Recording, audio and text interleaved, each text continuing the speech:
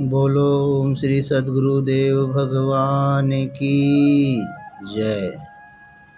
ओम श्री परमात्मने नमः। अथ तृतीयोध्याय। अध्याय 2 में भगवान श्री कृष्ण ने बताया कि यह बुद्धि तेरे लिए ज्ञान मार्ग के विषय में कही गई। कौन सी बुद्धि? यही कि युद्ध कर, जीतोगे तो महामहिम की स्थिति प्राप्त कर लोगे और हारोगे तो देवत्व है। जीत में सर्वस्व है और हार में भी देवत्व है, कुछ मिलता ही है। अतः इस दृष्टि से लाभ और हानि दोनों में कुछ न कुछ मिलता ही है, किंचित भी क्षति नहीं है। फिर कहा, अब इसी को तू निष्काम कर्म योग के विषय में सुन।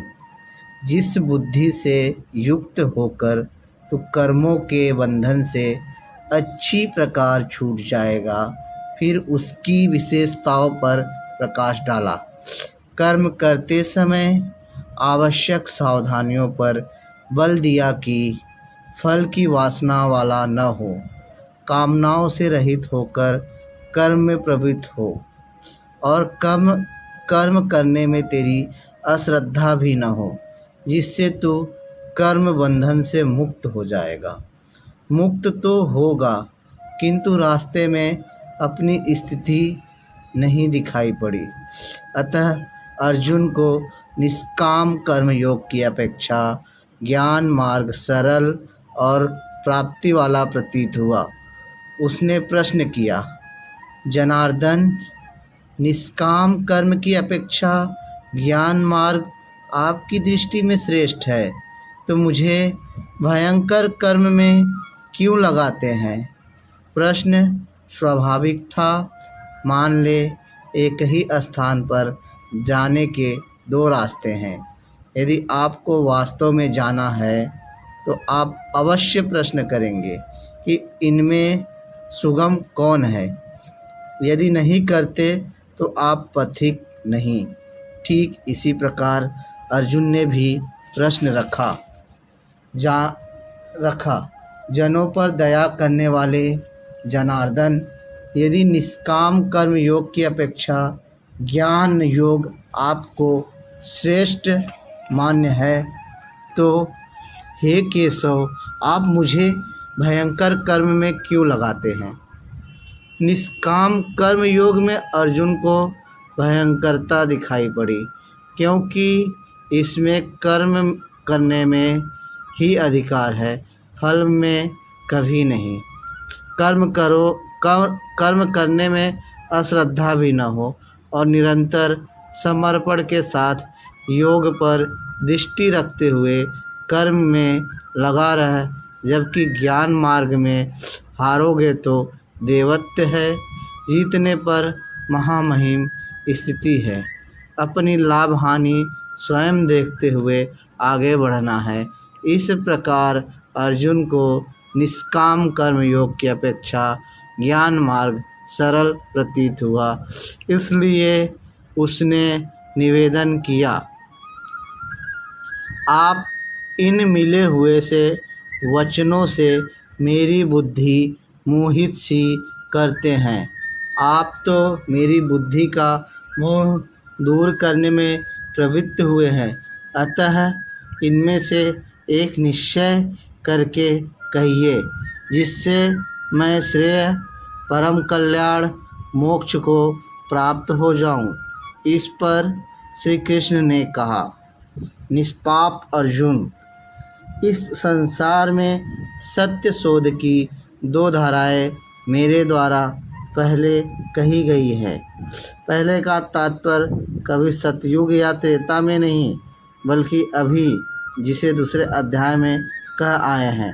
ज्ञानियों के लिए ज्ञान मार्ग और योगियों के लिए निष्काम कर्म मार्ग बताया गया। दोनों ही मार्गों के अनुसार कर्म तो करना ही पड़ेगा, कर्म अनिवार्य है। अर्जुन, मनुष्य न तो कर्म को न आरंभ करने से निष्कर्मता की अंतिम स्थिति को प्राप्त होता है और न आरंभ की हुई क्रिया को त्यागने मात्र से भगवत प्राप्ति रूपी परम सिद्धि को ही प्राप्त होता है। अब तुझे ज्ञान मार्ग अच्छा लगे या निष्काम कर्म मार्ग, दोनों में कर्म तो करना ही पड़ेगा। प्रायः इस स्थल पर लोग भगवत पथ में संक्षिप्त मार्ग और बचाव ढूंढने लगते हैं। कर्म आरंभ ही न करे, हो गए निष्कर्मी, कहीं ऐसी भ्रांति न रह जाए। इसलिए श्री कृष्ण बल देते हैं कि कर्मों को न आरंभ करने से कोई निष्कर्म भाव को नहीं प्राप्त होता है। शुभाशुभ कर्मों का जहाँ अंत है, परम निष्कर्मता की उस स्थिति को कर्म करके ही पाया जा सकता है। इसी प्रकार बहुत से लोग कहते हैं हम तो ज्ञान मार्गी हैं, ज्ञान मार्ग में कर्म है ही नहीं। ऐसा मानकर कर्म को त्यागने वाले ज्ञानी नहीं होते। आरंभ की हुई क्रिया को त्यागने मात्र से कोई भगवत साक्षात्कार रूपी परम सिद्धि को प्राप्त नहीं होता है, क्योंकि कोई भी पुरुष किसी भी काल में क्षण मात्र भी कर्म किए बिना नहीं रहता, क्योंकि सभी पुरुष प्रकृति से उत्पन्न हुए गुणों द्वारा विवश होकर कर्म करते हैं। प्रकृति और प्रकृति से उत्पन्न गुण जब तक जीवित है तब तक कोई भी पुरुष कर्म किए बिना रह ही नहीं सकता। अध्याय 4 के 33वें और 37वें श्लोक में श्री कृष्ण कहते हैं कि यावन मात्र कर्म ज्ञान में समाप्त हो जाते हैं, ज्ञान रूपी अग्नि संपूर्ण कर्मों को भस्म कर देती है। यहाँ वे कहते हैं कि कर्म किए बिना कोई रहता ही नहीं। अंततः वे महापुरुष कहते क्या हैं? उनका आशय है कि यज्ञ करते करते तीनों गुणों से अतीत हो जाने पर मन के विलय और साक्षात्कार के साथ यज्ञ का परिणाम निकल आने पर कर्म शेष हो जाते हैं। उस निर्धारित क्रिया की पूर्णता से पहले कर्म मिटते नहीं, प्रकृति पिंड नहीं छोड़ती। इतने पर भी विशेष रूप से मूढ़ लोग जो कर्मेंद्रियों को हठ से रोककर इंद्रियों के भोगों का मन से स्मरण करते रहते हैं, वे मिथ्याचारी हैं, पाखंडी हैं, न कि ज्ञानी। सिद्ध है कि कृष्ण काल में भी ऐसी रूढ़ियाँ थी। लोग करने योग्य क्रिया को छोड़कर इंद्रियों को हठ से रोककर बैठ जाते थे और कहने लगते थे कि मैं ज्ञानी हूँ, पूर्ण हूँ, किंतु श्री कृष्ण कहते हैं कि वे धूर्त हैं। ज्ञान मार्ग अच्छा लगे या निष्काम कर्म मार्ग, दोनों ही मार्गों में कर्म तो करना ही पड़ेगा। अर्जुन, जो पुरुष मन से इंद्रियों को बस में करके जब मन में भी वासनाओं का स्फुरण न हो, सर्वथा अनासक्त हुआ कर्म इंद्रियों से कर्म योग का आचरण करता है, वह श्रेष्ठ है। ठीक है, समझ में आया कि कर्म का आचरण करे, किंतु यह प्रश्न खड़ा होता है कि कौन सा कर्म करे। इस पर कहते हैं अर्जुन, तू निर्धारित किए हुए कर्म को कर, अर्थात कर्म तो बहुत से हैं, उनमें से कोई एक चुना हुआ है, उसी नियत कर्म को कर। कर्म न करने की अपेक्षा कर्म करना ही श्रेष्ठ है, इसलिए कि करते रहोगे, थोड़ी भी दूरी तय कर लोगे तो जैसा पीछे बता आए हैं, महान जन्म मरण के भय से उद्धार करने वाला है, इसलिए श्रेष्ठ है। कर्म न करने से तेरी शरीर यात्रा भी सिद्ध नहीं होगी। शरीर यात्रा का अर्थ लोग कहते हैं शरीर निर्वाह। कैसा शरीर निर्वाह? क्या आप शरीर हैं? यह पुरुष जन्म जन्मांतरों से, युग युगांतरों से शरीरों की यात्रा ही तो करता चला आ रहा है। जैसे वस्त्र जीर्ण हुआ तो दूसरा तीसरा धारण किया। इसी प्रकार कीट पतंग से मानव तक ब्रह्मा से लेकर यवन मात्र जगत परिवर्तनशील है। ऊपर नीचे योनियों में बराबर यह जीव शरीरों को ही तो यात्रा कर रहा है। कर्म कोई ऐसी वस्तु है जो इस यात्रा को सिद्ध कर देती है, पूर्ण कर देती है। मान ले एक ही जन्म लेना पड़ा तो यात्रा जारी है, अभी तो पथिक चल ही रहा है, वह दूसरे शरीरों की यात्रा कर रहा है। यात्रा पूर्ण तब होती है जब गंतव्य आ जाए। परमात्मा में स्थिति के अनंतर इस आत्मा को शरीरों की यात्रा नहीं करनी पड़ती, अर्थात शरीर त्याग और शरीर धारण वाला क्रम समाप्त हो जाता है। अतः कर्म कोई ऐसी वस्तु है कि इस पुरुष को पुनः शरीरों की यात्रा नहीं करनी पड़ती। अर्जुन, इस कर्म को करके तू संसार बंधन अशुभ से छूट जाएगा। कर्म कोई ऐसी वस्तु है जो संसार बंधन से मुक्ति दिलाती है। अब प्रश्न खड़ा होता है कि वह निर्धारित कर्म है क्या। इस पर कहते हैं, अर्जुन, यज्ञ की प्रक्रिया ही कर्म है। वह हरकत कर्म है जिससे यज्ञ पूर्ण होता है। सिद्ध है कि कर्म एक निर्धारित प्रक्रिया है। इसके अतिरिक्त जो कर्म होते हैं, क्या वे कर्म नहीं हैं? श्री कृष्ण कहते हैं, नहीं, वे कर्म नहीं हैं। इस यज्ञ की प्रक्रिया के अतिरिक्त दुनिया में जो भी कुछ किया जाता है, सारा जगत जिसमें रात दिन व्यस्त है, वह इसी लोक का एक बंधन है, न कि कर्म। कर्म तो अशुभ अर्थात संसार बंधन से छुटकारा दिलाने वाला है। मात्र यज्ञ की प्रक्रिया ही कर्म है। वह हरकत कर्म है जिससे यज्ञ पूरा होता है।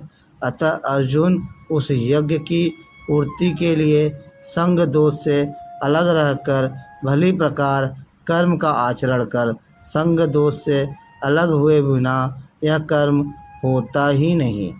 अब हम समझ गए कि यज्ञ की प्रक्रिया ही कर्म है, किंतु यहाँ पुनः एक नवीन प्रश्न उत्पन्न हो गया कि वह यज्ञ क्या है जिसे किया जाए। इसके लिए पहले यज्ञ को न बताकर श्री कृष्ण बताते हैं कि यज्ञ आया कहाँ से, वह देता क्या है, उसकी विशेषता पर प्रकाश डाला और चौथे अध्याय में जाकर स्पष्ट किया कि यज्ञ क्या है जिसे हम कार्य रूप दे और हमसे कर्म होने लगे। योगेश्वर श्री कृष्ण की शैली से स्पष्ट है कि जिस वस्तु का चित्रण करना है, वे पहले उसकी विशेषताओं का चित्रण करते हैं, जिससे श्रद्धा जागृत हो। तत्पश्चात उसमें बरती जाने वाली सावधानियों पर प्रकाश डालते हैं और अंत में मुख्य सिद्धांत प्रतिपादित करते हैं। स्मरण रहे कि यहाँ पर श्री कृष्ण ने कर्म के दूसरे अंग पर प्रकाश डाला कि कर्म एक निर्धारित क्रिया है। जो कुछ किया जाता है वह कर्म नहीं है।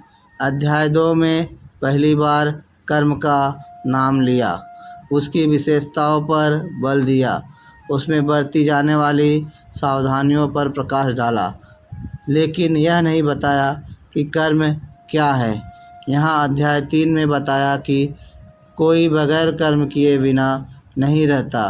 प्रकृति से पराधीन होकर मनुष्य कर्म करता है।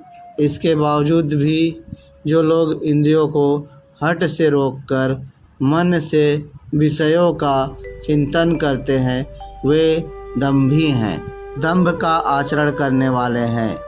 इसलिए अर्जुन, मन से इंद्रियों को समेटकर तू कर्म कर, किंतु प्रश्न ज्यों का त्यों है कि कौन सा कर्म करे।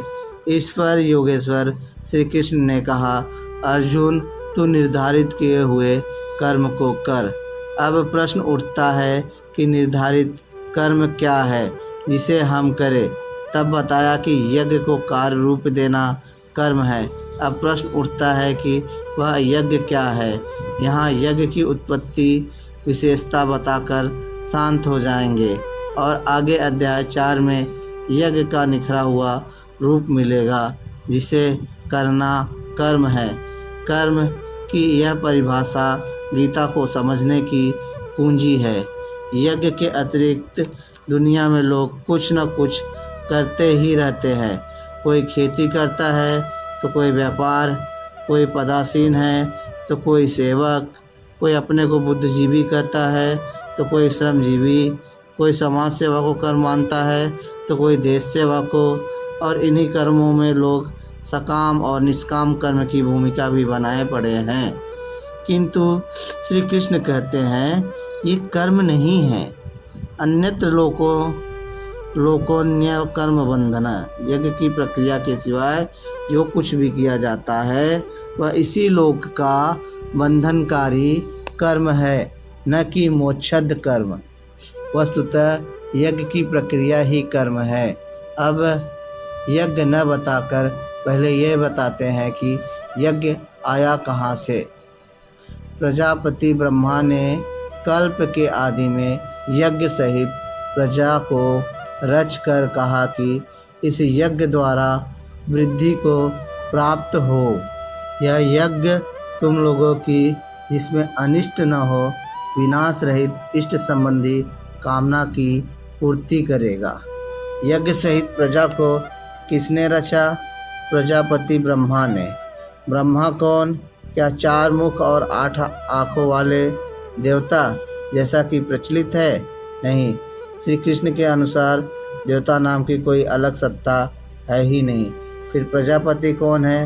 वस्तुतः जिसने प्रजा के मूल उद्गम परमात्मा में प्रवेश पा लिया है वह महापुरुष प्रजापति है।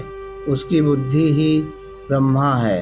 अहंकार शिव बुद्धि अज मन शशि चित्त महान।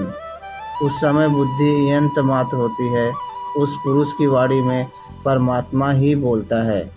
भजन की वास्तविक क्रिया प्रारंभ हो जाने पर बुद्धि का उत्तरोत्तर उत्थान होता है।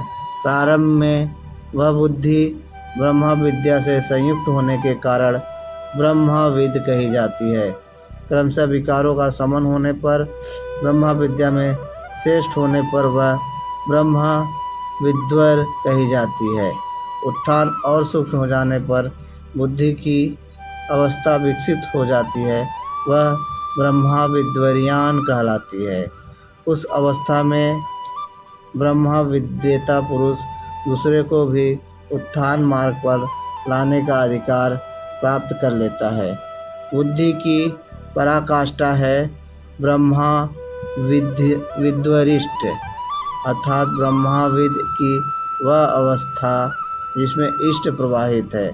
ऐसी स्थिति वाले महापुरुष प्रजा के मूल उद्गम परमात्मा में प्रविष्ट और स्थित रहते हैं।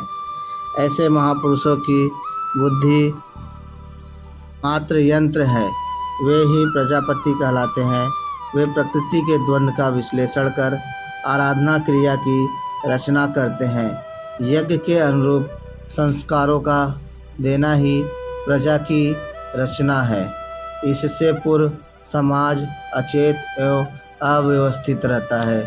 सृष्टि अनादि है, संस्कार पहले से ही है, किंतु अस्त व्यस्त एवं विकृत हैं।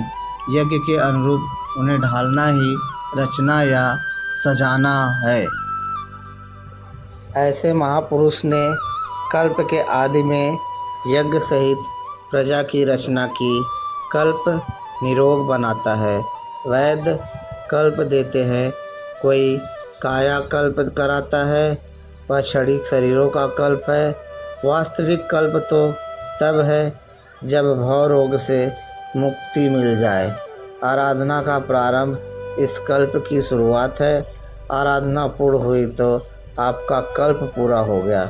इस प्रकार परमात्म स्वरूपस्थ महापुरुषों ने भजन के प्रारंभ में यज्ञ सहित संस्कारों को सुसंगठित कर कहा कि इस यज्ञ से तुम वृद्धि को प्राप्त हो। कैसी वृद्धि? क्या मकान कच्चे से पक्का बन जाएगा? क्या आय अधिक होने लगेगी? नहीं, यह यज्ञ इष्ट संबंधी कामना की पूर्ति करेगा। इष्ट है परमात्मा, उस परमात्मा संबंधी कामना की पूर्ति वाला है। प्रश्न स्वाभाविक है कि यज्ञ सीधे उस परमात्मा की प्राप्ति करा देगा अथवा क्रम क्रम से चलकर इस यज्ञ द्वारा देवताओं की उन्नति करो, अर्थात दैवी संपत्ति की वृद्धि करो। वे देवता लोग तुम लोगों की उन्नति करेंगे। इस प्रकार आपस में वृद्धि करते हुए परम श्रेय, जिसके बाद कुछ भी पाना शेष न रहे, ऐसे परम कल्याण को प्राप्त हो जाओ। ज्यों-ज्यों हम यज्ञ में प्रवेश करेंगे, आगे यज्ञ का अर्थ होगा आराधना की विधि।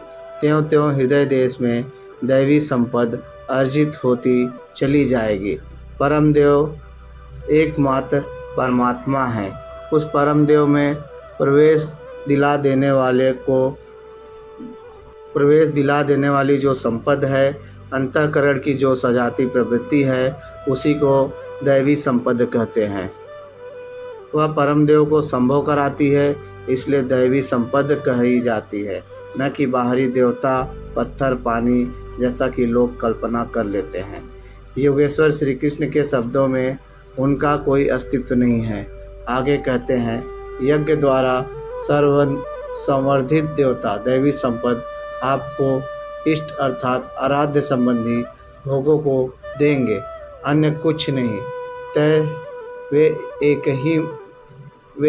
वे ही एकमात्र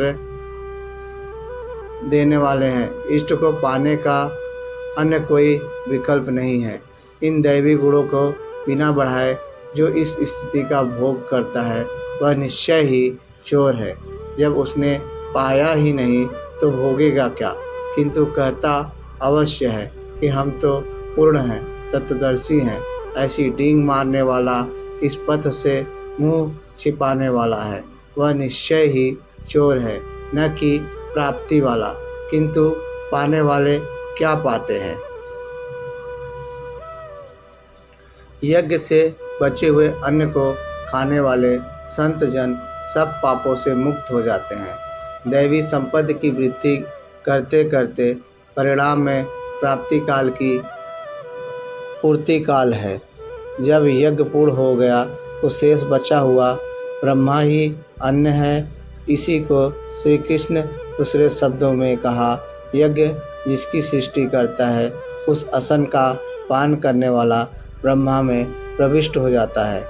यहाँ वे कहते हैं कि यज्ञ से शेष बचे हुए असन का, ब्रह्मा पीयूष का पान करने वाला सब पापों से छुटकारा पा जाता है। संत जन तो छूट जाते हैं, किंतु पापी लोग मोह के माध्यम से उत्पन्न शरीरों के लिए पचते हैं।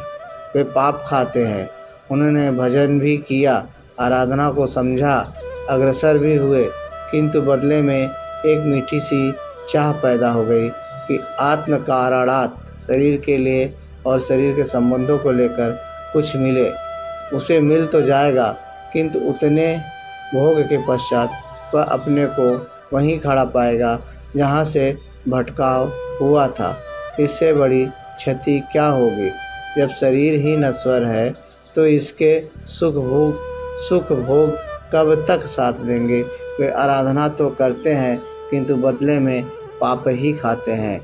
पलट सुधा 63 विष लेहि, वह रामचरितमानस 7:43।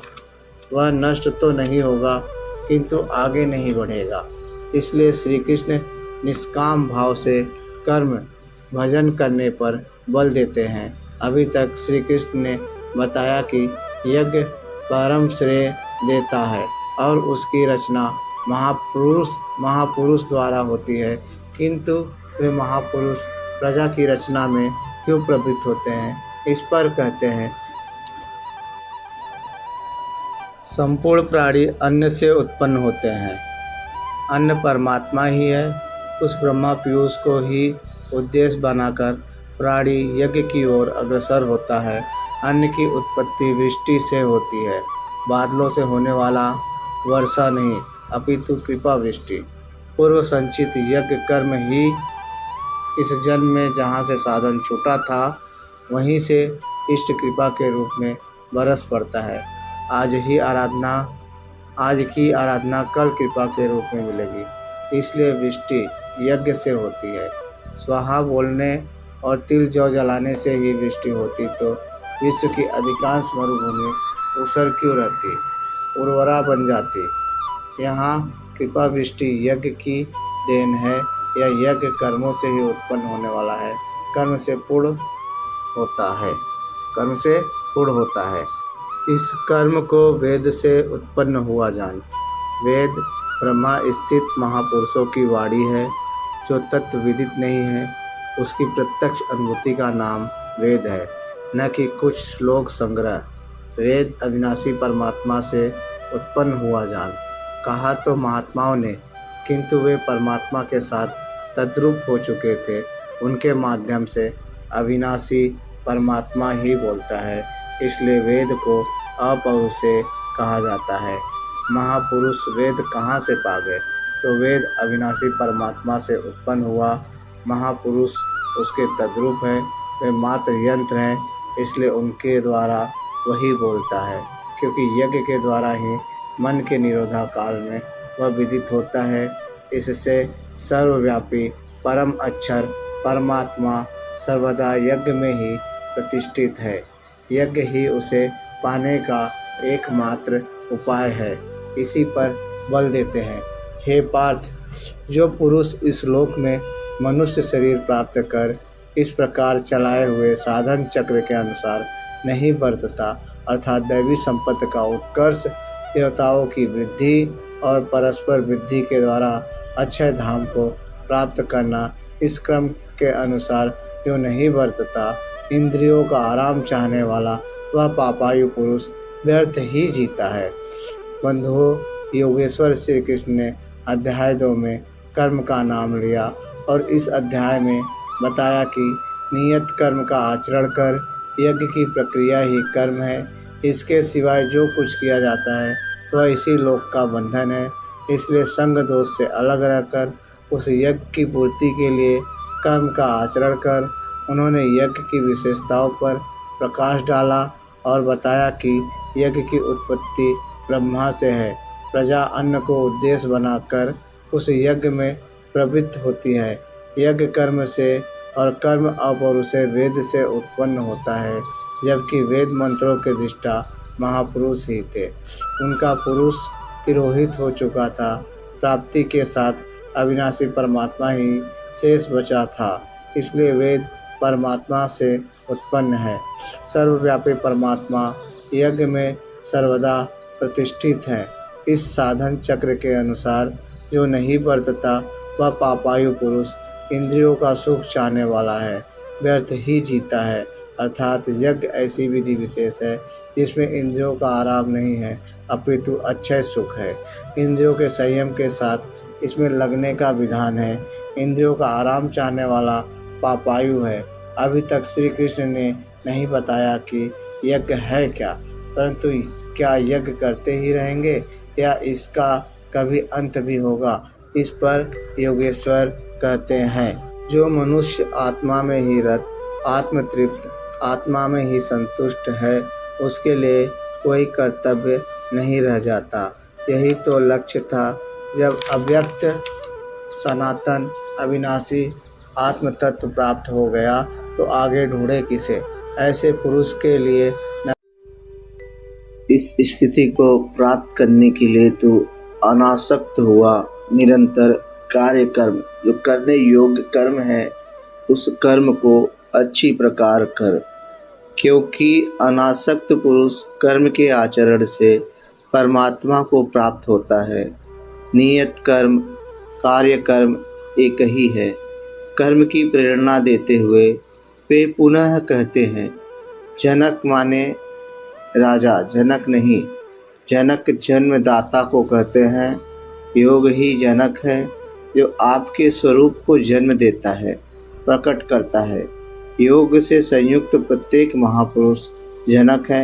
ऐसे योग संयुक्त बहुत से ऋषि जनक दय हैं, जनक इत्यादि ज्ञानी जन महापुरुष भी कर्मणा एवं ही संसिद्धम, कर्मों के द्वारा ही परम सिद्धि को प्राप्त हुए हैं। परम सिद्धि माने परम तत्व परमात्मा की प्राप्ति। जनक इत्यादि जितने भी पूर्व में होने वाले महर्षि हुए हैं, इस कार्य कर्म के द्वारा जो यज्ञ की प्रक्रिया है, इस कर्म को करके ही संसिद्धम परम सिद्धि को प्राप्त हुए हैं। किंतु प्राप्ति के पश्चात वे भी लोक संग्रह को देखकर कर्म करते हैं, लोक हित को चाहते हुए कर्म करते हैं। अतः तू भी प्राप्ति के लिए और प्राप्ति के पश्चात लोक नायक बनने के लिए कार्य कर्म करने के ही योग्य है। क्यों? अभी श्री कृष्ण ने कहा था कि प्राप्ति के पश्चात महापुरुष का कर्म करने से न कोई लाभ है और न छोड़ने से कोई हानि ही है। फिर भी लोक संग्रह, लोकहित व्यवस्था के लिए वे भली प्रकार नियत कर्म का ही आचरण करते हैं। श्रेष्ठ पुरुष जो आचरण करता है, अन्य पुरुष भी उसके अनुसार ही करते हैं। वह महापुरुष जो कुछ प्रमाण कर देता है, संसार उसका अनुसरण करता है। पहले श्री कृष्ण ने स्वरूप में स्थित आत्मतृप्त महापुरुष की रहनी पर प्रकाश डाला कि उसके लिए कर्म किए जाने से न कोई लाभ है और न छोड़ने से कोई हानि। फिर भी जनकादि कर्म में भली प्रकार वर्तते हैं। यहाँ उन महापुरुषों से श्री कृष्ण धीरे से अपनी तुलना कर देते हैं कि मैं भी एक महापुरुष हूँ। हे पार्थ, मुझे तीनों लोकों में कोई कर्तव्य नहीं है। पीछे कह आए हैं, उस पुरुष का समस्त भूतों में कोई कर्तव्य नहीं है।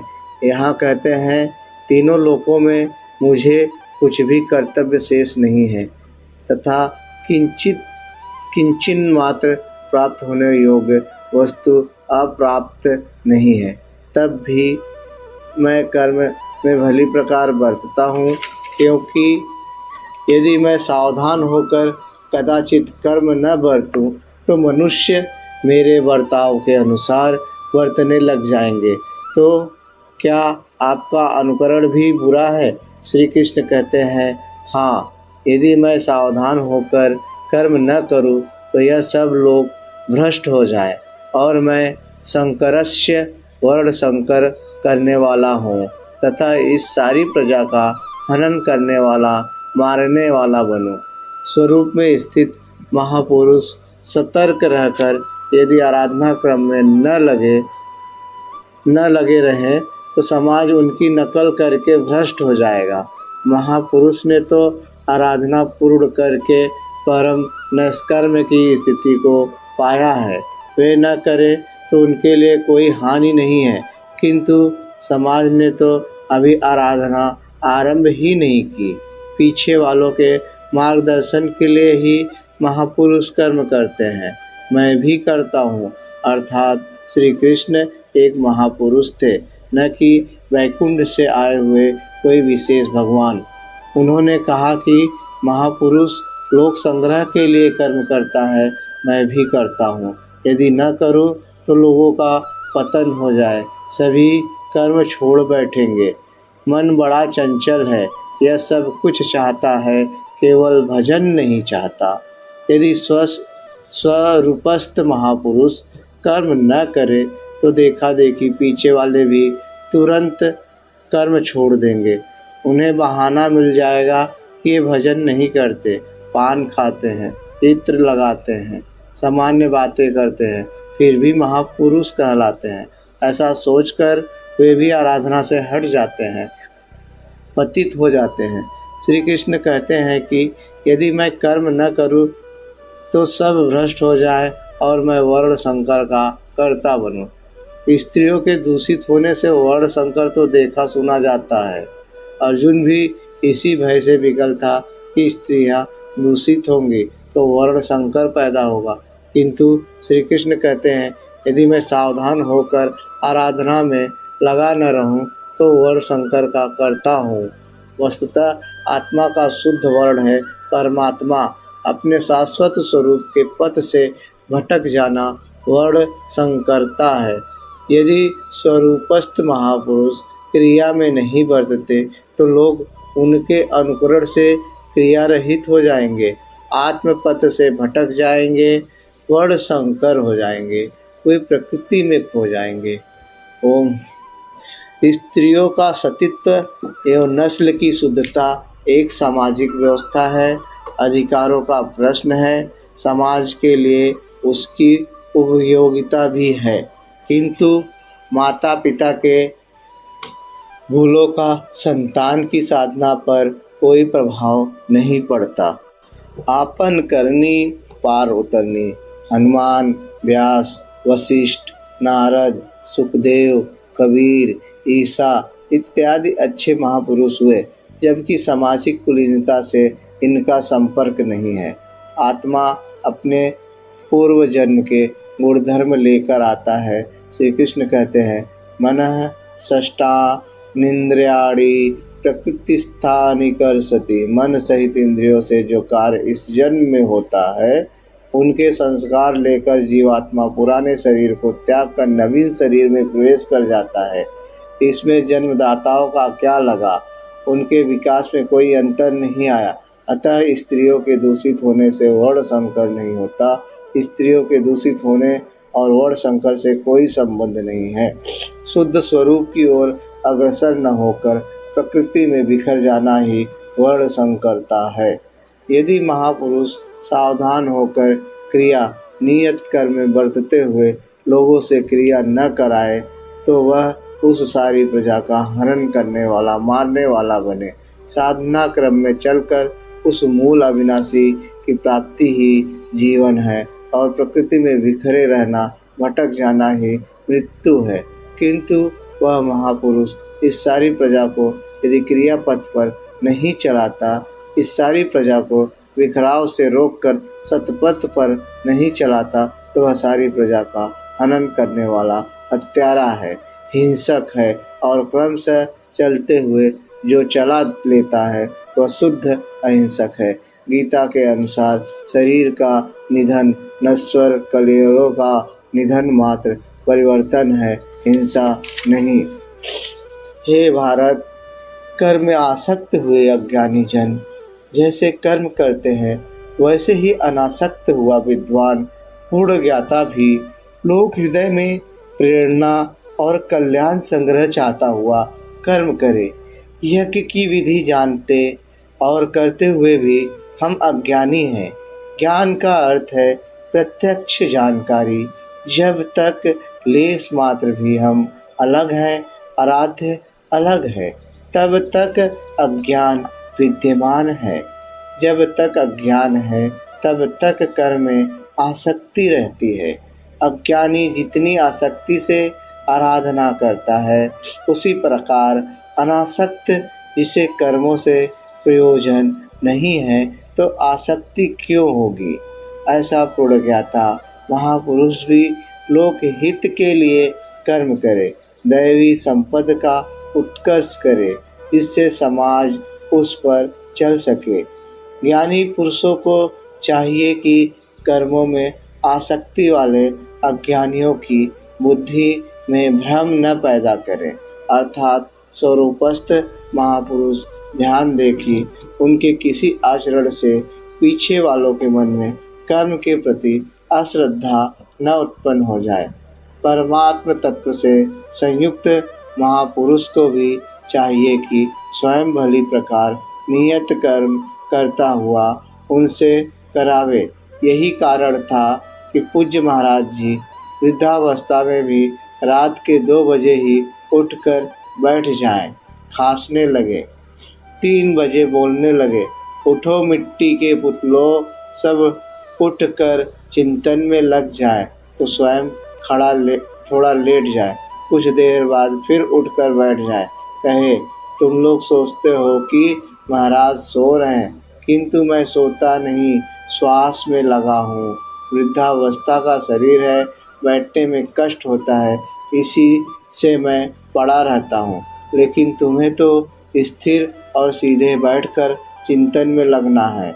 जब तक तैलधारा के सदृश श्वास की डोरी न लग जाए, क्रम न टूटे, अन्य संकल्प बीच में व्यवधान उत्पन्न न करे, तब तक सतत लगे रहना साधक का धर्म है। मेरी श्वास तो बाँस की तरह स्थिर खड़ी है। यही कारण है कि अनुयायियों से कराने के लिए वह महापुरुष भली प्रकार कर्म में बरतता है। जिस गुण को सिखावे उसे करके दिखावे। इस प्रकार स्वरूपस्थ महापुरुष को भी चाहिए कि स्वयं कर्म करता हुआ साधकों को भी आराधना में लगाए रहें। साधक भी श्रद्धापूर्वक आराधना में लगे, किंतु चाहे ज्ञान योगी हो अथवा समर्पण भाव वाला निष्काम कर्म योगी हो, साधक में साधना का अहंकार नहीं आना चाहिए। कर्म किसके द्वारा होते हैं, उसके होने में कौन कारण है, इस पर श्री कृष्ण प्रकाश डालते हैं। आरंभ से पूर्ति पर्यंत कर्म प्रकृति के गुणों द्वारा किए जाते हैं। फिर भी अहंकार से विशेष मूढ़ पुरुष मैं करता हूँ ऐसा मान लेता है। यह कैसा माना जाए कि आराधना प्रकृति के गुणों द्वारा होती है, ऐसा किसने देखा? इस पर कहते हैं, हे महाबाहो, गुण और कर्म के विभाग को तत्वविद परम तत्व परमात्मा की जानकारी वाले पुरुषों ने देखा और संपूर्ण गुणों में बरत रहे, ऐसा मानकर वे गुण और कर्मों के कर्तापन में आसक्त नहीं होते। यहाँ तत्व का अर्थ परम तत्व परमात्मा है, न कि 5 या 25 तत्व जैसा कि लोग गणना करते हैं।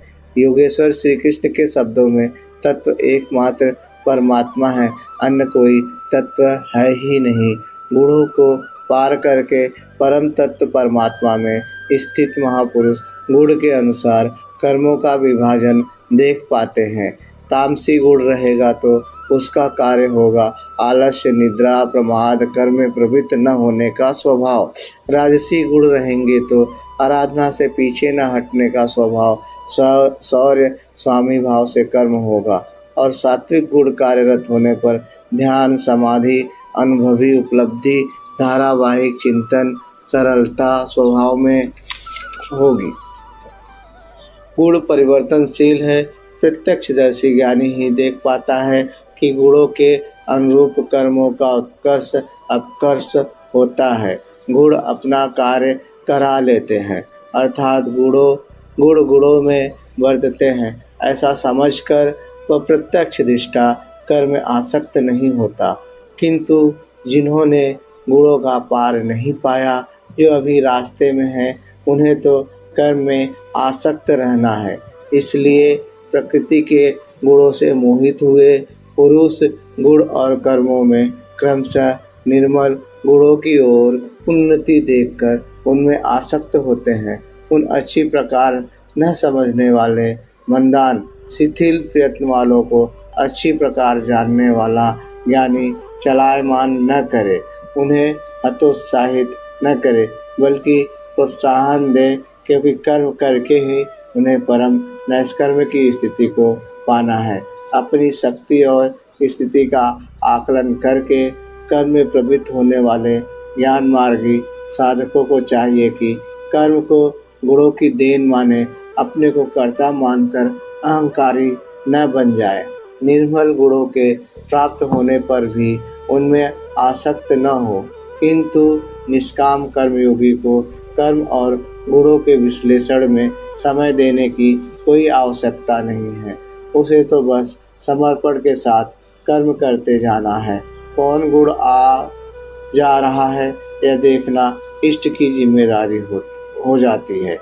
गुणों का परिवर्तन और क्रम से उत्थान वह इष्ट की ही देन मानता है और कर्म होने को भी उन्हीं की देन मानता है। अतः कर्तापन का अहंकार या गुणों में आसक्ति होने की समस्या उसके लिए नहीं रहती, जबकि अनवरत लगा रहता है। इसी पर और साथ ही युद्ध का स्वरूप बताते हुए श्री कृष्ण कहते हैं, इसलिए अर्जुन अस्तु अध्यात्म चित्सा अंतर आत्मा में चित्त का निरोध करके ध्यानस्थ होकर संपूर्ण कर्मों को मुझ में अर्पण करके आशा रहित, ममता रहित और संताप रहित होकर युद्ध कर। जब चित्त ध्यान में स्थित है, लेश मात्र भी कहीं आशा नहीं है, कर्म में ममत्व नहीं है, असफलता का संताप नहीं है, तो वह पुरुष कौन सा युद्ध करेगा। जब सब ओर से चित्त सिमट कर हृदय देश में निरुद्ध होता जा रहा है, तो वह लड़ेगा किस लिए, किससे, और वहाँ है कौन। वास्तव में जब आप ध्यान में प्रवेश करेंगे तभी युद्ध का सही स्वरूप खड़ा होता है। तो काम, क्रोध, राग, द्वेष, आशा, तृष्णा इत्यादि विकारों का समूह विजातीय प्रवृत्तियों जो कुरु कहलाती है, संसार में प्रवृत्ति देती हैं ही रहती हैं, बाधा के रूप में भयंकर आक्रमण करती हैं। बस इनका पार पाना ही युद्ध है। इनको मिटाते हुए अंतर आत्मा में सिमटते जाना, ध्यानस्थ होते जाना ही यथार्थ युद्ध है। इसी पर पुनः बल देते हैं अर्जुन। जो कोई मनुष्य दोष दृष्टि से रहित होकर श्रद्धा भाव समर्पण से संयुक्त हुए सदा मेरे इस मत के अनुसार वर्तते हैं कि युद्ध कर, वे पुरुष भी संपूर्ण कर्मों से छूट जाते हैं। योगेश्वर का यह शासन किसी हिंदू, मुसलमान या ईसाई के लिए नहीं, अपितु मानव मात्र के लिए है। उनका मत है कि युद्ध कर। इससे ऐसा प्रतीत होता है कि यह उपदेश युद्ध वालों के लिए है। अर्जुन के समक्ष सौभाग्य से विश्व युद्ध की संरचना थी। आपके सामने तो कोई युद्ध नहीं है। आप गीता के पीछे क्यों पड़े हैं? क्योंकि कर्मों से छूटने का उपाय तो युद्ध करने वालों के लिए है, किंतु ऐसा कुछ नहीं है। वस्तुतः यह अंतर्देश की लड़ाई है, क्षेत्र और क्षेत्रज्ञ का, विद्या और अविद्या का, धर्म क्षेत्र और कुरुक्षेत्र का संघर्ष है। आप ज्यों-ज्यों ध्यान में चित्त का निरोध करेंगे तो विजातीय प्रवृत्तियाँ बाधा के रूप में प्रत्यक्ष होती हैं, भयंकर आक्रमण करती हैं। उनका समन करते हुए चित्त का निरोध करते जाना ही युद्ध है। जो दोष दृष्टि में रहित होकर श्रद्धा के साथ इस युद्ध में लगता है, वह कर्मों के बंधन से, आवागमन से भली प्रकार छुटकारा पा जाता है। जो इस युद्ध में प्रवृत्त नहीं होता, उसकी क्या गति होती है, इस पर कहते हैं। जो दोष दृष्टि वाले अचेतसः मोह निशा में अचेत लोग मेरे इस मत के अनुसार नहीं वर्तते, अर्थात ध्यानस्थ होकर आशा, ममता और संताप रहित होकर समर्पण के साथ युद्ध नहीं करते, ज्ञान पथ में सर्वथा मोहित उन लोगों को तू कल्याण से भ्रष्ट हुआ ही जान। जब यही सही है तो लोग करते क्यों नहीं, इस पर कहते हैं। सभी प्राणी अपनी प्रकृति को प्राप्त होते हैं, अपने स्वभाव से परवश होकर कर्म में भाग लेते हैं। प्रत्यक्षदर्शी ज्ञानी भी अपनी प्रकृति के अनुसार चेष्टा करता है।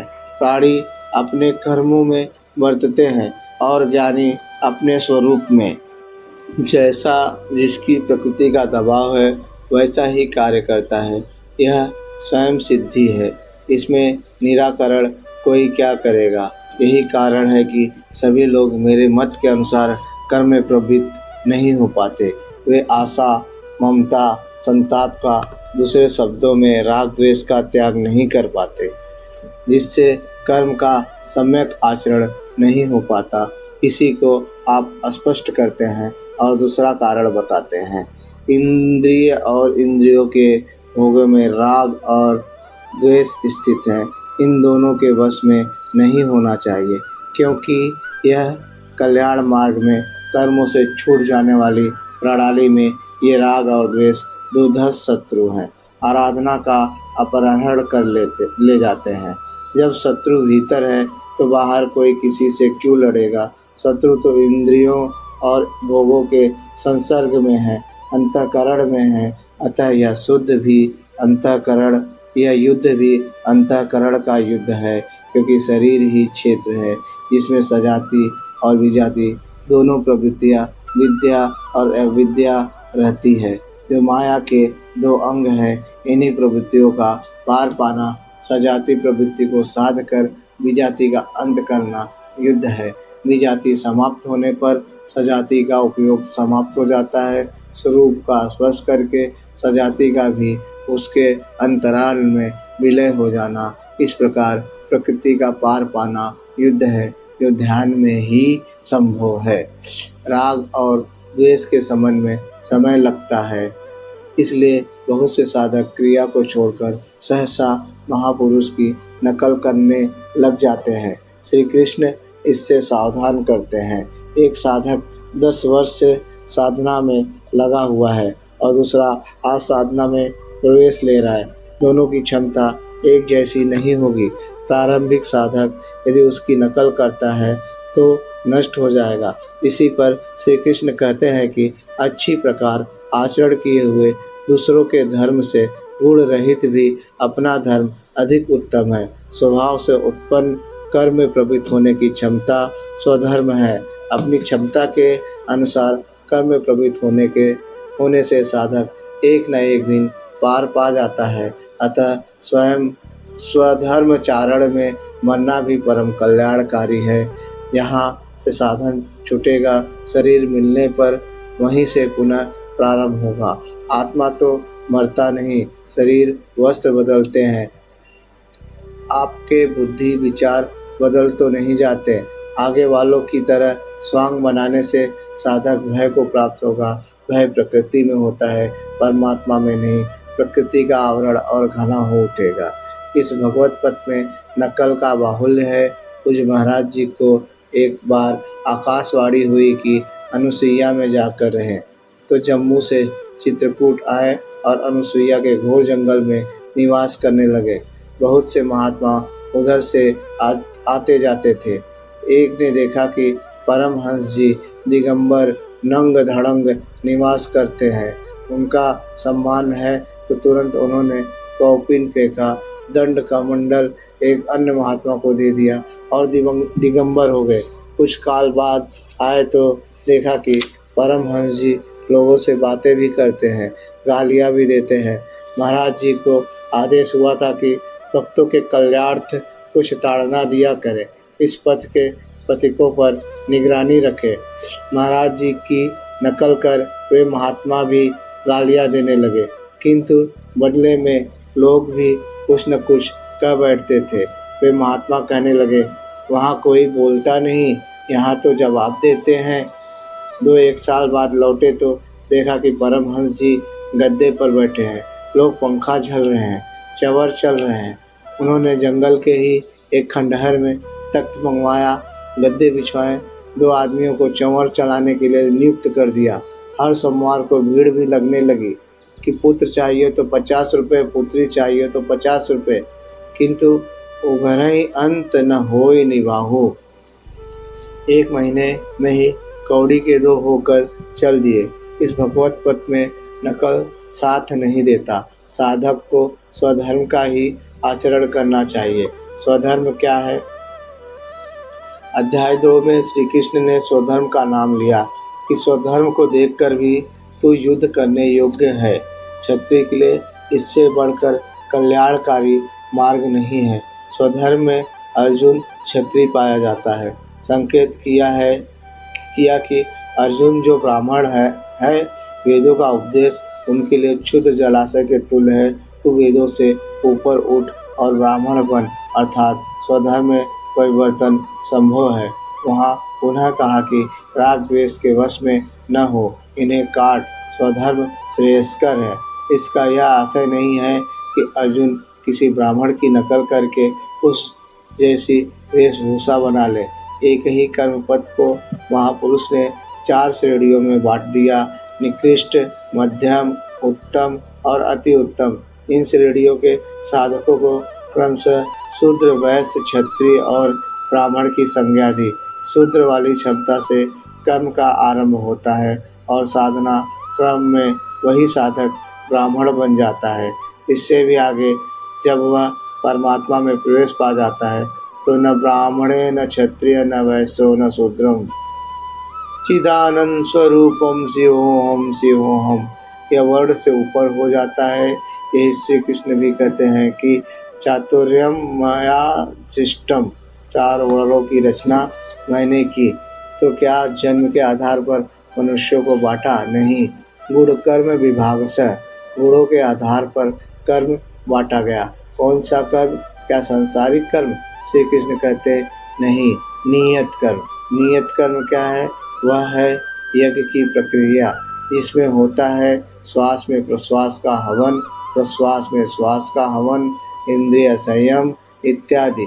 इसका शुद्ध अर्थ है योग साधना, आराधना। आराध्य देव तक पहुँचाने वाली विधि विशेष ही आराधना है। इस आराधना कर्म को ही 4 श्रेणियों में बांटा गया है। जैसी क्षमता वाला पुरुष हो, उसे उसी श्रेणी से प्रारंभ करना चाहिए। यही सबका अपना अपना स्वधर्म है। यदि वह आगे वालों की नकल करेगा तो भय को प्राप्त होगा, सर्वथा नष्ट तो नहीं होगा, क्योंकि इसमें बीज का नाश तो नहीं होता है। हाँ, वह प्रकृति के दबाव से भयाक्रांत दीनहीन अवश्य हो जाएगा। शिशु कक्षा का विद्यार्थी स्नातक कक्षा में बैठने लगे तो स्नातक क्या बनेगा? वह प्रारंभिक वर्णमाला से भी वंचित रह जाएगा। अर्जुन प्रश्न रखता है कि मनुष्य स्वधर्म का आचरण क्यों नहीं कर पाता? श्री कृष्ण फिर यह बरबस घसीट कर लगाए हुए के सदृश न चाहता हुआ भी किसकी प्रेरणा से पाप का आचरण करता है? आपके मत के अनुसार क्यों नहीं चल पाता? इस पर योगेश्वर श्री कृष्ण कहते हैं, अर्जुन, रजोगुण से उत्पन्न यह काम और यह क्रोध अग्नि के समान भोग भोगने से कभी न तृप्त होने वाले बड़े पापी हैं। काम क्रोध राग द्वेष के ही पूरक हैं। अभी मैंने जिसकी चर्चा की है इस विषय में तो उनको ही शत्रु जान। अब इनका प्रभाव बताते हैं। जैसे धुएं से अग्नि और मल से दर्पण ढक जाता है, जैसे जेर से गर्भ ढका हुआ है, और ठीक वैसे ही काम क्रोध आदि विकारों से यह ज्ञान ढका हुआ है। भीगी लकड़ी जलने पर धुआं ही धुआं होता है। अग्नि रहकर भी लपट का रूप नहीं ले पाती। मल से ढके हुए दर्पण पर इस प्रकार प्रतिबिंब स्पष्ट नहीं होता। झिल्ली के कारण इस प्रकार गर्भ ढका रहता है, वैसे ही इन विकारों के रहते परमात्मा का प्रत्यक्ष ज्ञान नहीं होता। कौन्तेय, अग्नि के समान भोगों से न तृप्त होने वाले ज्ञानियों के निरंतर बैरी इस काम से ज्ञान ढका हुआ है। अभी तो श्री कृष्ण ने काम और क्रोध 2 शत्रु बताए। प्रस्तुत श्लोक में वे केवल एक शत्रु काम का नाम लेते हैं। वस्तुतः काम में क्रोध का अंतर्भाव है। कार्य पूर्ण होने पर क्रोध समाप्त हो जाता है, किंतु कामना समाप्त नहीं होती। कामना पूर्ति में व्यवधान पड़ते ही क्रोध पुनः उभर आता है। काम के अंतराल में क्रोध ही निहित है। इस शत्रु का निवास कहाँ है? इसे ढूंढे कहाँ? निवास जान लेने पर इसे समूल नष्ट करने में सुविधा रहेगी। इस पर श्री कृष्ण कहते हैं, इंद्रिया, मन और बुद्धि इसके वास स्थान कहे जाते हैं। यह काम इन मन, बुद्धि और इंद्रियों के द्वारा ही ज्ञान को आच्छादित करके जीवात्मा को मुंह में डालता है। इसलिए अर्जुन, तू पहले इंद्रियों को नियम्य संयत कर, क्योंकि शत्रु तो इनके अंतराल में छिपा है। वह तुम्हारे शरीर के भीतर है। बाहर खोजने से वह कहीं नहीं मिलेगा। यह हृदय देश की अंतर जगत की लड़ाई है। इंद्रियों को वश में करके ज्ञान और विज्ञान का नाश करने वाले इस पापी काम को ही मार। काम सीधे पकड़ में नहीं आएगा, अतः विकारों के निवास स्थान का ही घेराव कर लो। इंद्रियों को ही संयत कर लो, किंतु इंद्रियों और मन को संयत करना तो बड़ा कठिन है। क्या यह हम कर पाएंगे? इस पर श्री कृष्ण आपकी सामर्थ्य बताते हुए प्रोत्साहित करते हैं। अर्जुन, इस शरीर से तो इंद्रियों को परे अर्थात सूक्ष्म और बलवान जान। इंद्रियों से परे मन है, यह उनसे भी बलवान है। मन से परे बुद्धि है, और जो बुद्धि से भी अत्यंत परे है वह तुम्हारी आत्मा है, वही वही हो तुम। इसलिए इंद्रिय, मन और बुद्धि का निरोध करने में तुम सक्षम हो। इस प्रकार बुद्धि से परे अर्थात सूक्ष्म और बलवान अपने आत्मा को जानकर, आत्मबल को समझकर, बुद्धि के द्वारा अपने मन को वश में करके अर्जुन इस काम रूपी दुर्जय शत्रु को मार। अपनी शक्ति को समझकर इस दुर्जय शत्रु को मार। काम एक दुर्जय शत्रु है। इंद्रियों के द्वारा यह आत्मा को मोहित कराता है, तो अपनी शक्ति समझकर, आत्मा को बलवान समझकर काम रूपी शत्रु को मार। कहने की आवश्यकता नहीं है कि यह शत्रु आंतरिक है और युद्ध भी अंतर्देश का ही है। बोलिए ओम श्री सद्गुरुदेव भगवान की जय। ओम श्री परमात्मने नमः। निष्कर्ष, बहुधा गीता प्रेमी व्याख्याताओं ने इस आराध्य को कर्म योग नाम दिया है, किंतु यह संगत नहीं है। दूसरे अध्याय में योगेश्वर ने कर्म का नाम लिया। उन्होंने कर्म के महत्व का प्रतिपादन कर उसमें कर्म जिज्ञासा जागृत की, और इस अध्याय में उन्होंने कर्म को परिभाषित किया कि यज्ञ की प्रक्रिया ही कर्म है। सिद्ध है कि यज्ञ कोई निर्धारित दिशा है, इसके अतिरिक्त जो कुछ भी है किया जाता है वह इसी लोक का बंधन है। श्री कृष्ण जिसे कहेंगे वह कर्म संसार बंधन से छुटकारा दिलाने वाला कर्म है। श्री कृष्ण ने यज्ञ की उत्पत्ति को बताया, वह देता क्या है, उसकी विशेषताओं का चित्रण क्या है, यज्ञ करने पर बल दिया। उन्होंने कहा इस यज्ञ की प्रक्रिया ही कर्म है। जो नहीं करते वे पापायु, आराम चाहने वाले, व्यर्थ जीते हैं। पूर्व में होने वाले महर्षियों ने भी इसे करके ही परम निष्कर्म की सिद्धि को पाया। वे आत्मतृप्त हैं, उनके लिए कर्म की आवश्यकता नहीं है। फिर भी पीछे वालों के मार्गदर्शन के लिए वे भी कर्म में भली प्रकार लगे रहते थे। उन महापुरुषों से श्री कृष्ण ने अपनी तुलना की कि मेरा भी अब कर्म करने से कोई प्रयोजन नहीं है, किंतु मैं भी पीछे वालों के हित के लिए ही कर्म में वर्तता हूँ। श्री कृष्ण ने स्पष्ट अपना परिचय दिया कि वे एक योगी थे। उन्होंने कर्म में प्रवृत्त साधकों को चलायमान न करके करने को कहा, क्योंकि कर्म करके ही उन साधकों की स्थिति प्राप्त करनी है। यदि नहीं करेंगे तो नष्ट हो जाएंगे। इस कर्म के लिए ध्यानस्थ होकर युद्ध करना है। आंखें बंद हैं, इंद्रियों से सिमट कर चित्त का निरोध हो चला तो युद्ध कैसा। उस समय काम, क्रोध, राग, द्वेष बाधक होते हैं। इन विजातीय प्रवृत्तियों का पार पाना ही युद्ध है। आसुरी संपद कुरुक्षेत्र विजातीय प्रवृत्ति को शनैः शनैः छाटते हुए ध्यानस्थ होते जाना ही युद्ध है। वस्तुतः ध्यान में ही युद्ध है। यही इस अध्याय का सारांश है, जिसमें न कर्म बताया न यज्ञ। यदि यज्ञ समझ में आ जाए तो कर्म समझ में आ जाए। अभी तो कर्म समझाया ही नहीं गया। इस अध्याय में केवल स्थित प्रज्ञ महापुरुष के प्रशिक्षणात्मक पहलू पर बल दिया गया है। यह तो गुरुजनों के लिए निर्देश है। वे न भी करें तो उन्हें कोई क्षति नहीं है और न ऐसा करने में उनका अपना कोई लाभ ही है। किंतु जिन साधकों को परम गति अभिष्ट है उनके लिए विशेष कुछ कहा ही नहीं। तो यह कर्म योग कैसे है? कर्म का स्वरूप भी स्पष्ट नहीं है जिसे किया जाए, क्योंकि यज्ञ की प्रक्रिया ही कर्म है। अभी तक उन्होंने इतना ही बताया, यज्ञ तो बताया नहीं। कर्म का स्वरूप स्पष्ट कहाँ हुआ? हाँ, युद्ध का यथार्थ चित्रण गीता में यही पाया जाता है। संपूर्ण गीता पर दृष्टिपात करें तो अध्याय 2 में कहा कि शरीर नाशवान है, अतः युद्ध कर। गीता में युद्ध का यही ठोस कारण बताया गया। आगे ज्ञान योग के संदर्भ में क्षत्रिय के लिए युद्ध ही कल्याण का एकमात्र साधन बताया और कहा कि यह बुद्धि तेरे लिए ज्ञान योग के विषय में कही गई। कौन सी बुद्धि? यही कि हार जीत दोनों दृष्टियों में लाभ ही है, ऐसा समझकर युद्ध कर। फिर अध्याय 4 में कहा कि योग में स्थित रहकर हृदय में स्थित अपने इस संशय को ज्ञान रूपी तलवार द्वारा काट। वह तलवार योग में है। अध्याय 5 से 10 तक युद्ध की चर्चा तक नहीं है। 11वें अध्याय में केवल इतना कहा कि ये शत्रु मेरे द्वारा पहले से ही मारे गए हैं। तू निमित्त मात्र होकर खड़ा भर हो जा, यश को प्राप्त कर। ये तुम्हारे बिना भी मारे हुए हैं। प्रेरक करा लेगा, तो इन मुर्दों को ही मार।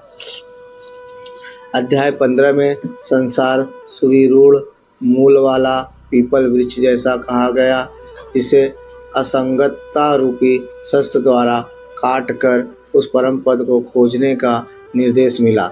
आगे के अध्याय में युद्ध का उल्लेख नहीं है। यहाँ अध्याय 16 में असुरों का चित्रण अवश्य है, जो नरकगामी है। अध्याय 3 में ही युद्ध का विशद चित्रण है। श्लोक 30 से श्लोक 43 तक युद्ध का स्वरूप, उसकी अनिवार्यता, युद्ध न करने वाले का विनाश, युद्ध में मारे जाने वाले शत्रुओं के नाम, उन्हें मारने के लिए अपनी शक्ति का आह्वान और निश्चय ही उन्हें काट कर फेंकने पर बल दिया। इस अध्याय में शत्रु और शत्रु का आंतरिक स्वरूप स्पष्ट है, जिनके विनाश की प्रेरणा दी गई है। अतः ओम इस श्रीमद् भगवत गीता रूपी उपनिषद एवं ब्रह्मा विद्या तथा योग शास्त्र विषयक श्री कृष्ण और अर्जुन के संवाद में शत्रु विनाश प्रेरणा नामक तीसरा अध्याय पूर्ण होता है। इस प्रकार श्रीमत् परमहंस परमानंद जी के शिष्य स्वामी अड़गड़ानंद कृत श्रीमद् भगवत गीता के भाष्य यथार्थ गीता में शत्रु विनाश प्रेरणा नामक तीसरा अध्याय पूर्ण होता है। हरि ओम तत्सत।